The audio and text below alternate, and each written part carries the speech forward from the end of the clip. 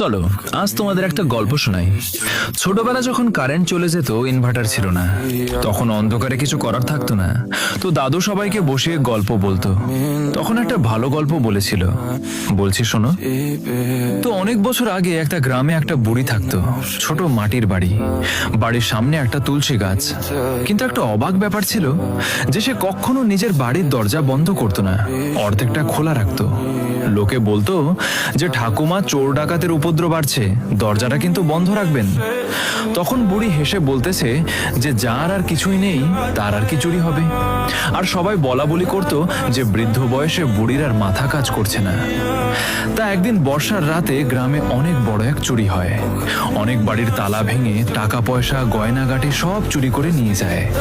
পরে সবাই মিলে বুড়ির বাড়িতেও খোঁজ নেয়। খোঁজ নিতে গিয়ে দেখে যে ওর বাড়ির দরজা সেরকমই অর্ধেকটা খোলা, অথচ ভেতরে কিছুই চুরি হয়নি। তারপর থেকে লোকজনেরা সেই বুড়িকে আর অত গুরুত্ব দেয় না, জানে ওর বাড়িতে সত্যিই চুরি করার মতো কিছুই নেই। তো বছরখানেক পর বুড়িটা মারা যায়। গ্রামের লোক ওর বাড়িটা গোছাতে যায়। তখন আলমারি তলায় শাড়িতে মোড়া একটা ছোট্ট বাক্স খুঁজে পাই। বাক্সটা খুলে দেখে ভেতরে পুরুষের একটা পুরনো গামছা, এক জোড়া ভাঙ্গাচুরি আর একটা চিঠি। আর চিঠিটা ছিল সেই বুড়ির স্বামীর। অনেক বছর আগেকার একটা চিঠি, যখন তার স্বামী শহরে কাজ করতে গিয়ে আর ফেরেনি, দাঙ্গায় হয়তো মারা গিয়েছিল।